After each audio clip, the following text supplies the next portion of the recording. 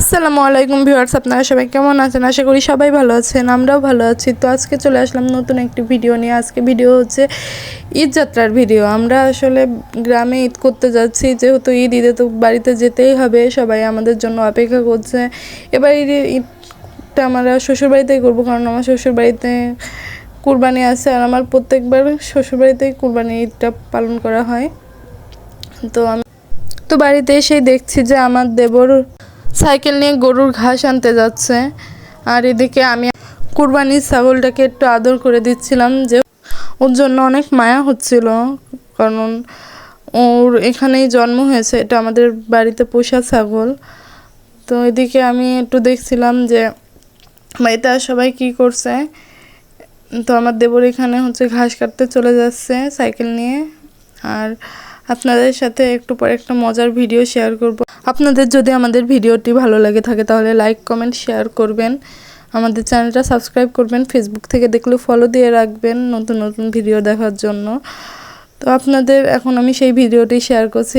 এটা হচ্ছে আমার একটা ছোট্ট দেবর, ও হচ্ছে অনেক দুষ্টু, ও সারাদিন দুষ্টুমি করে। এখানে হচ্ছে পেয়ারা গাছে উঠছিল, ছোট ছোট গাছে পেয়ারা আছে, পেয়ারাটা পাড়ার জন্য মানে ওর একটুও ভয় নেই যে গাছ থেকে পড়ে গেলে যে ওর হাত পা ভাঙবে, ওর কোনো ভয় নেই। ও বাদরের মতো লাফ দিয়ে দিয়ে গাছে উঠছে। তো এদিকেও গাছে উঠে আমাকে বলছে যে আমাকে একটু ভিডিও করো, আমাকে একটু দেখাও। তো আমি ওর আশা পূরণ করলাম, ওকে একটু ভিডিও করে দিলাম। তো বলছে যে আমি এখন পেয়ারা পারবো, তুমি এটা দেখাবা, পেয়ারা পেরে খাবো। তো ওখানে পেয়ারা পারছিল ছোট ছোট।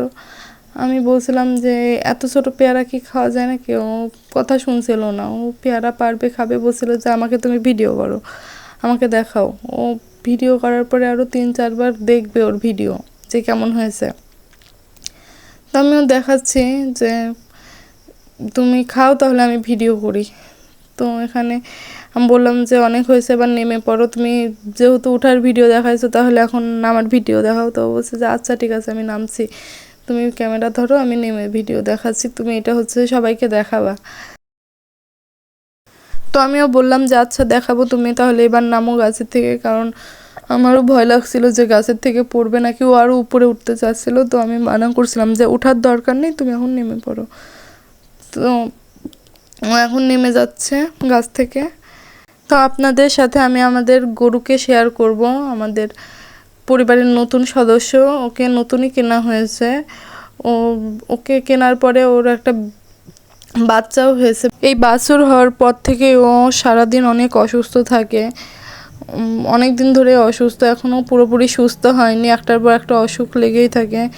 তো সবারই চিন্তা আমাদের গরুকে নিয়ে। তো এখানে দেখতে পাচ্ছেন যে আমার দেবর চলে আসছে গরুর জন্য ঘাস নিয়ে। ও হচ্ছে ছোট মানুষ, ও ক্লাস 7-এ পড়ে, কিন্তু বাড়িতে অনেক কাজ করে। তো আপনারা সবাই আমাদের গরুর জন্য দোয়া করবেন, আমাদের সবার জন্য দোয়া করবেন, যাতে আমরা সবাই সুস্থ থাকি, আমাদের গরুটা সুস্থ হয়ে যায়। আমরাও দোয়া করি যেন আপনারাও সুস্থ থাকেন, ভালো থাকেন, আর সবার ঈদ যেন ভালো কাটুক। সবাইকে ঈদ মোবারক, আল্লাহ হাফেজ।